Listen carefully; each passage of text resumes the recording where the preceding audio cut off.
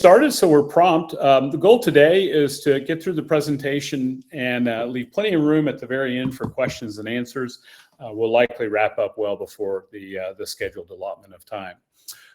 So a little bit about me. I'm fortunate to be the co-CEO and president of commercebuild. Lots of times in the e-commerce space with lots of different companies, and mostly I'm excited to try to do barbecue, which is why it says aspiring pitmaster. For those of you that don't know, a pitmaster is the one that does all the barbecue inside of a pit, although I don't really have a pit, just a big old smoker. At any rate, let's go ahead and get started. So our premise today is that not all e-commerce platforms are built the same way, and we'll discuss a variety of different platforms, and specifically everything that we can share about Shopify and Shopify Plus. All of that that we're sharing is publicly available information, and I was actually fortunate to be able to share this once before with the audience at Directions, which is a partner conference not so long ago. There was a couple folks from Shopify in the audience, and I asked them, please validate if I'm mentioning anything wrong here, which they did. So we've made the changes to the presentation, and we'll go from there. So in the e-commerce landscape today, there is a gazillion different options that are available. Us there in the center, all the way down to the lower right with BigCommerce and Magento are our common names. Magento has been bought by Adobe, so that may be something you're familiar with Adobe Commerce. And then on the left-hand side, with Shopify and Shopify Plus will be the focus of today. One of the pieces that we wanted to make sure that we did is to level the the conversation and mention a few things that we see as challenges out there in the marketplace with all of those folks, and how these mainstream e-commerce platforms are separate from the ERP. We're not saying that's necessarily bad, but we're saying that that is a piece that is a challenge that we think are present for a lot of our customers and folks that we talk to. On the left-hand side of your screen, you'll see everything that everyone knows of really well with that Business Central, pricing, products, the financial aspects, your customers, all things of inventory, all of that kept inside of a common repository in a database with Business Central. And then typically what there is between Business Central and any of the products on the right-hand side is a connector. A lot of instances that connector is third-party provided. In the instance of Business Central, there's a lot of connectors that have been written by a variety of different Business Central partners, but also one that's native inside of Business Central. And what that connector does is it does try to link the ERP to a database that's inside of those platforms. And that e-commerce database on the right-hand side then is taking some of the things of pricing and products and inventory and making them available. Now, in most instances, that's not a real-time integration. In some aspects, that's can be as much as 60 minutes on a polling basis, as well as the opposite direction of going back into the ERP. While that certainly has some pluses and minuses, what we want to highlight is that there are native ERP integrations that are out there, and what that does is keep everything within that purple rectangle. The purple rectangle is companies like us with commercebuild. One of the other companies that is at an upper tier from us is called Dynamic Web. But what we're both doing is we're not creating a separate database inside of our e-commerce platform. We're using the integration with Business Central, and that's a native ERP integration that's relying on the Business Central data and the database. So you don't have two different databases that you have to manage. It's you keep everything within the ERP, and both us and Dynamic Web look at the center of the universe for data is the ERP, and then for things that are optimum for your customers to be able to have information about what they're buying, that would go outside of the ERP and visible online with a store or a portal. So let's go ahead and get started about us and Shopify and Shopify Plus. I'll go through this pretty rapidly and try to make a couple of different bullet points there. And again, this is intended to be as fair as possible. We'll highlight some positives and negatives of both companies, and hopefully at the end you'll feel a little bit more versed about what we're doing and also what Shopify is doing in the marketplace. So here's 10 different points of comparisons between our two companies with Shopify and Shopify Plus. We're both founded in the same year, 2006, both coming up on 18 years of business. We have a focus in business to consumer, business to business stores and portals and sales portals. That's really all we do. Shopify, on the other hand, does a lot of other things, like really focused upon payments, and we'll get to that in just a second, but also point of sale service terminals. So if you have a need to actually sell to retail and you want a cash register, they do make a point of sale terminal that is competitive against companies like Squarespace, for example. It's, again, a reference point of the two, but we focus on B2B and B2C. Shopify, until recently, has really been focused just on B2C, and they've added B2B really within the last 6 months with their Business Central operations. When we look at primary project drivers between the two, we like to talk that we're usually working with folks that are thinking about keeping the ERP as the center of the universe. We'll call that an ERP-driven customer. And we'll compare and contrast that to Shopify. And what we see with Shopify is a lot of times it's a marketing-driven customer that wants to have more features and different front-end plugins. The center of the universe is that point of presence with Shopify. It is having a point of sale terminal. It is something that, what's in the background of the ERP is not really an operational concern. It's not to say one's better than the other, but there's some very stark differences between the two. And look, we do have some marketing-driven customers as well. But for our business, we really do focus upon not just market, but also the sales opportunities, the finance teams, the IT teams, the operations department. We span across more of a company, we feel, than what Shopify really does. The revenue source for what we do is 100% of monthly recurring revenue. That is software as a service. We publish our pricing, and we have a fixed fee implementation. Shopify also publishes their pricing, which is pretty cool, but their focus really of the revenue is payments, and 75% of their payment, or 75% of their revenue, comes from what they're making off of the payments, and that's a module inside of Shopify called Shopify Pay. With Shopify Plus, it's a little bit interesting in that they actually take a percentage of the store sales, or GMV, gross merchandise volume, of the sales. So 75% of their business is payments, and only 25% of their business is really that monthly recurring revenue of a B2C or B2B store. The aspect of that really is across the different verticals. Shopify, on the right-hand side, you'll see they focus on startups and retail. If you start a business in a garage, you maybe don't even have QuickBooks yet. You're running off of an Excel spreadsheet in your bank account. Shopify is a perfect example of a good way to get started with a store. A lot of things with business to consumers only, and that aspects of retail companies with their focus on those point of sale terminals. You'll see Shopify Plus, they list out a lot of the things that we also list out. However, what we really do have is a focused approach of also applying to things that have a lot of need for data and regulation, like medical devices and supplies, like agricultural fertilizer, or consumer products goods, food and beverage. Those kind of things are where we have a primary vertical. Both companies can work within both of those verticals quite easily. We really feel that our area of success is a little bit broader than what Shopify is, for sure.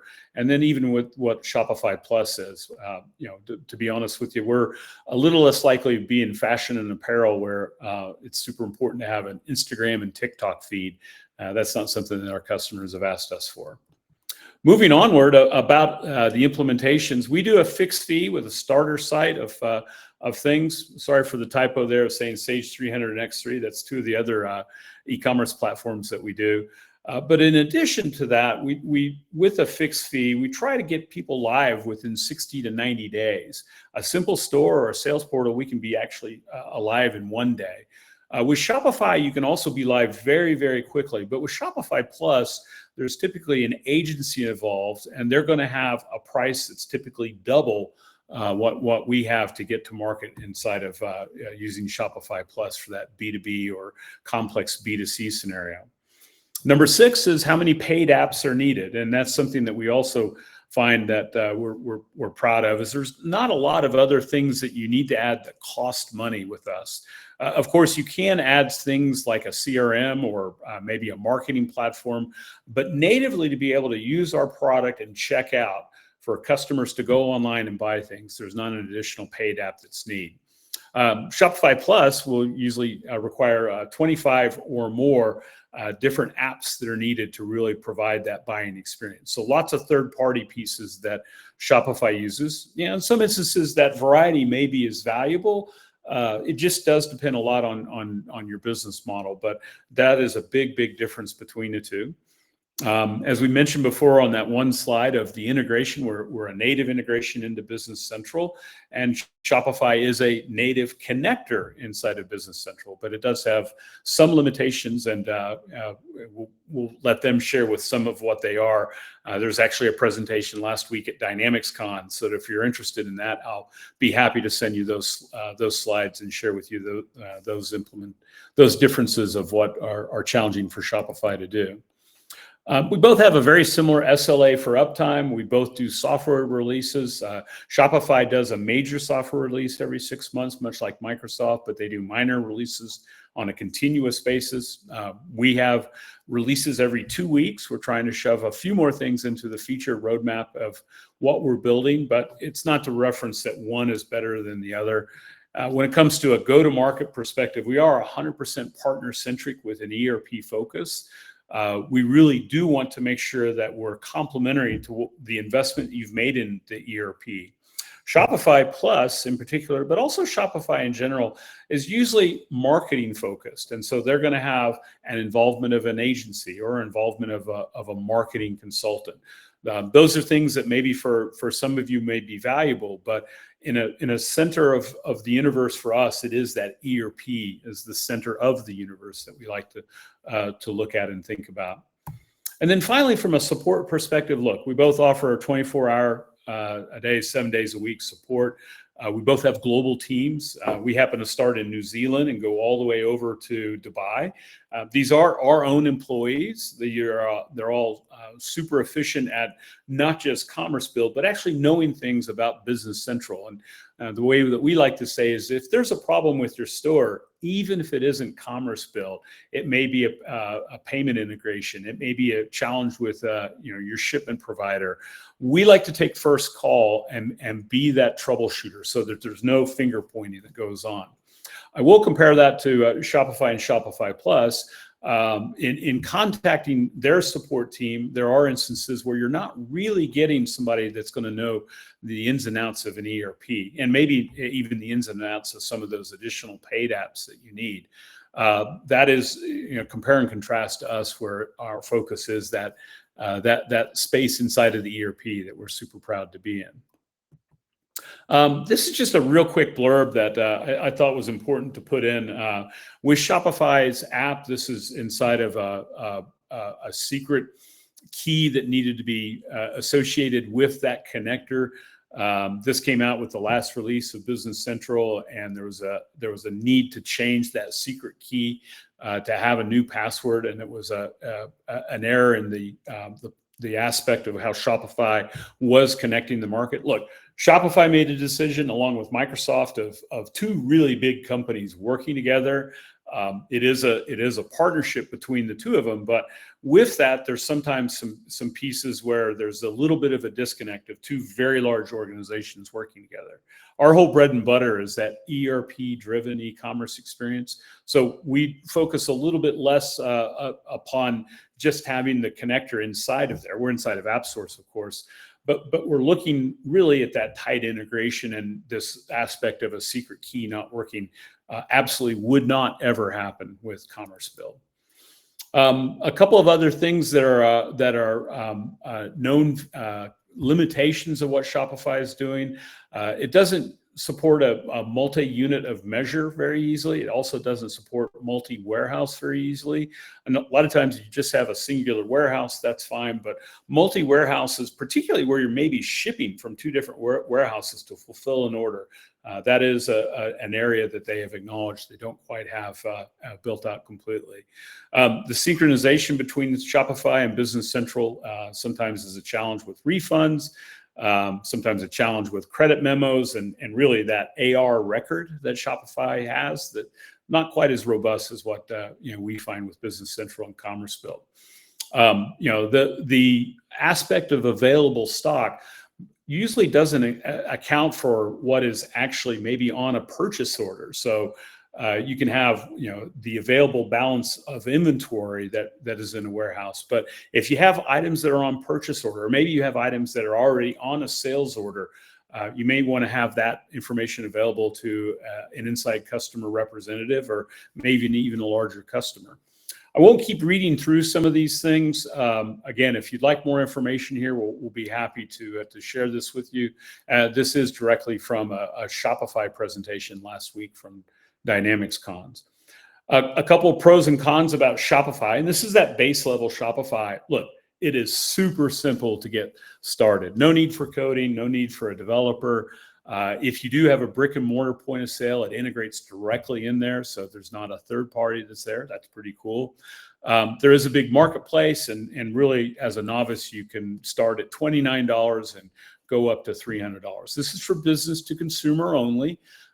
You'll see down there, there's some rates, and as you pay more, your rates do go down. However, if you don't want to use Shopify Pay and you want to use a third-party provider, there is a tax, an additional, in the instance of the advanced package, 0.6%, just if you wanted to use, let's say, for example, one of the common players like iSolutions. That's something that people said they'd prefer not to be locked into the Shopify world of things with Shopify Pay. Doesn't really actively support B2B without a heavy level of customization. The customer support, if you're one of these customers, is tough. Sometimes it's sent to a partner's. There's always a question of if there is a problem with an order, who's going to get the call and how are they going to respond? Again, if you don't use Shopify payment, it is going to be pretty expensive. And when you get above about $1 million in business, Shopify as a company looks at you and does work to see if they can move you into, and in some instances, we've heard of it even being forced, move you into their Shopify Plus product. So pros about Shopify Plus. It can easily be there if you do outgrow Shopify, if you need programming APIs, if you wanted to have a more omni-channel marketing approach. Again, those are things where a marketing-centric business would look at. It is considered the gold standard these days of business to consumer. International branding, where you've got 42 different companies that you're working at. Shopify does that really well.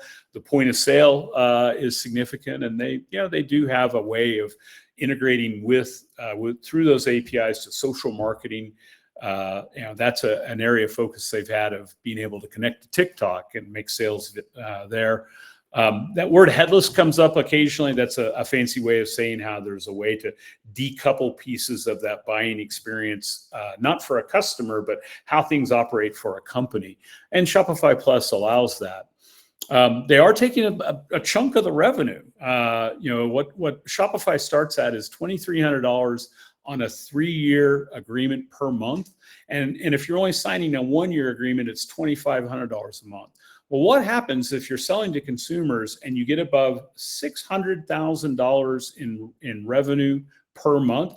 They're going to take 0.4%. And what that means is you're going to have a scale that keeps going up of how much money you're going to pay Shopify based upon that GMV pricing. Remember, they like to be known as a payments company, and so that's a focus. They don't have a customer portal per se, so customers can log in and see information about their order, like their invoices. They can't see credit and memos. They can't see other things that are linked to the ERP. They don't have a sales portal, and we'll talk a little bit about that in a second, but that could be for internal utilization. There's other aspects of Business Central that are not exposed.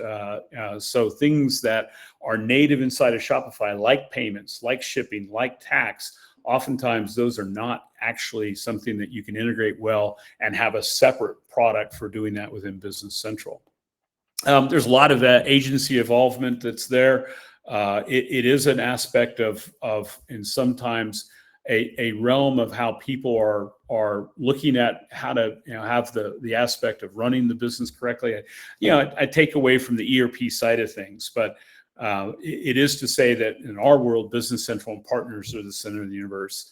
And then, as I mentioned before, by using Shopify, it does remove a lot of choices, unless you want to pay more. If you don't mind paying even more on top of that base fee to Shopify, then you don't have to use one of the other branded solutions inside of the inside of AppSource. But it is a big limitation, we think, for Shopify Plus. So this is one of the quotes from a Business Central partner. They're working with us. They are using us. They're also using one of those other integrated ISVs for doing e-commerce. But the connections are so limited and broken that writing customizations takes a long time. It is tough to manage. It is a piece that they said, and why they're working with us very closely, of just leveraging us and what we've already built that is a better integrated solution. So a little bit more about us, and I know this is a compare and contrast of Shopify, but a shameless plug here. We're really proud of how well we do in G2. It's at a 4.5 rating right now. We've been doing this for a long time. We do have that affordable implementation. Usually on even a site with a little bit of complexity, we can get live within 60 days. Our measurement of success is that we do response time under 1 hour. Last quarter, it was 43 minutes. We think that is a gold standard of how to make sure that you as a customer are happy with the performance of commercebuild. And remember, anything in that store related to the ERP as well, we take first call there. We are a one-stop shop, so you don't have to go and hire a separate agency. If you want to use one, perfect. We use agencies and work with agencies all the time. But if you want to have just one-stop shop for getting things built, being able to go through a process, we have a 5-step process that we think is really powerful. And what that really means is that we become the completion of the wheel of Business Central. All the things that are around the wheel there, and what we're doing is we're completing that wheel. We're completing a way to have a real efficient configure, price, and quote mechanism, or maybe a configurator that's integrated inside of Business Central. We're able to handle that multi-warehouse or complex pricing. We're able to expose all of the business logic that you've built into the ERP as the single source of truth and that customer data, so you can expose that for the thing. Now, I've talked a lot about the aspect of our features on the left-hand side, all the stuff in black. I won't be redundant there, but look, I want to be honest about our product. We're not as robust as Shopify Plus for our business-to-consumer capabilities. We're also not a brand name common in the industry. I put it Commerce Who. There's other companies that start with the name Commerce, so sometimes we're confused with that. We're not a dominant brand name like Shopify. We're not fully headless. At this juncture, we can't fully decouple the front end. We're working on that, and we'll have that launched this year. But today and now, that isn't a feature set that we have. We find that really advanced customers are looking for that. And a lot of our customers are ones that have never had a store before. But that is a con that I wanted to highlight about commercebuild. We're also not an agency. So sometimes if a marketing team wants to have somebody that can help them with how they're going to promote their product on Instagram, that's not us. We can point you in the direction of some agencies, but we're not an agency SaaS platform. We look at the way to have a successful business is to make sure you're happy with the SaaS, software as a service. And if you wanted to have an agency help you, we can be happy to work with one, but we're not doing that work ourselves. Or is that a core functionality of a lot of the partners that work with us? As I shared, we do publish our pricing online. All of this is available at commercebuild.com, and you can just search for Business Central pricing in the US, Canada, and globally for that matter. We also are doing a brand new promotion with a sales portal. I so happen to show this with iSolutions. That's who we did some work with at Directions and with DynamicsCom, but we can do this with any of those payment gateway providers, AR portal providers that are inside of app stores. So if you don't work with iSolutions, but let's say you work with VersaPay or eBizCharge, or any of the other ones that are out there, that's fine.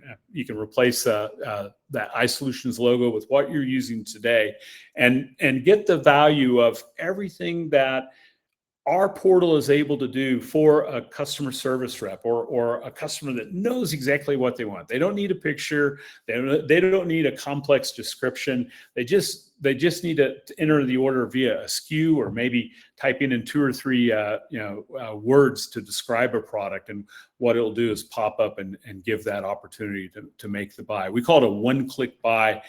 Ordering for B2B. This is not a B2C product, but a B2B product. But allows a lot of cool things to happen in getting started, and this promotion will end at the end of June. Customer asked, how long will that pricing remain? And we fully intend to honor that pricing for the next 3 years. So we're not trying to do a gotcha by offering that promotion out there in the marketplace. I mentioned before about the wide variety of different partners that we have with different payment providers, different shipping services, different methods for calculating tax, different ways to have other features like punch out available. We're proud that we have built a good network, and this is an ever expanding piece of our business. And equally, we're super proud of our 5-star customer support experience. This is one of our longstanding business-to-business customers, Scanza, and they're the largest chocolatiers in the world, in North America, that are still independent. They're not owned by Mars. They're not owned by Hershey's. They are a fully independent provider. In the instance of, if you've been to a show, we give out the chocolate limoncello almonds everywhere that we go. This came from Margie Scanza. Jess and the whole commercebuild customer service team are literally the best support we have of the many, many different platforms. And that's what we strive to do with all of our customers, and also make sure that our partners are happy as well. So when you break it down, I hope I haven't been too negative about Shopify. Look, if you have a need to get started, super simple with business to consumer needs. You don't have 10,000 SKUs. You've got 100 or 500 SKUs, and you're not too fussed over that deep integration into Business Central. You can go inside and use that built-in connector with Shopify, and it will work just fine. We're proud to say that there are Shopify customers that are moving to commercebuild because they outgrow that connector, and they want to have that concentric circle where everything is inside, and it's an ERP-centric vision of how to make e-commerce work. So that being said, we're wrapping up in a little shy of 30 minutes. A lot of times we do have a lot of questions, so we'll open the floor. I think what you're able to do is type those questions into the comment box, and we'll go through those. We've already got a few in, so we'll answer those and make sure that we'll stay as long as those questions are coming in. Taylor, do you have a couple questions to start with? I do. Brilliant. Thank you very much, Jay. So the first question that we've got here is, do you charge extra fees based on gross merchandise value, GMV, unlike Shopify?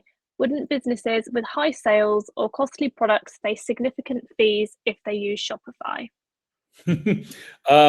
Yeah, the answer is yeah. That is a piece of the fee structure that Shopify provides. To answer your question bluntly, no.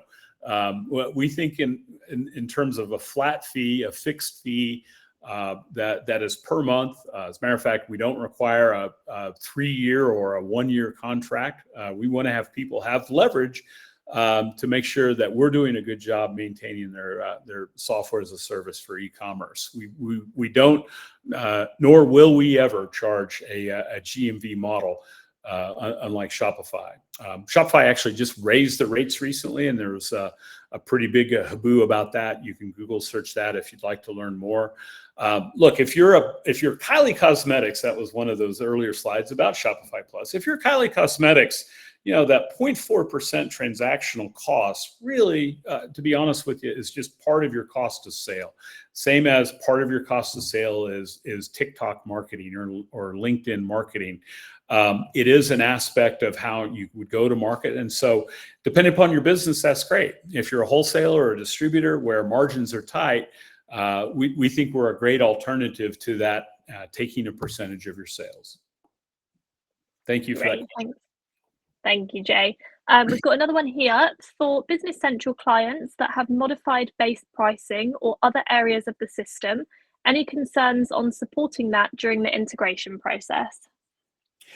I can say with our platform, no, absolutely not. We are able to read all of the standard tables inside of Business Central for pricing and even customized pricing.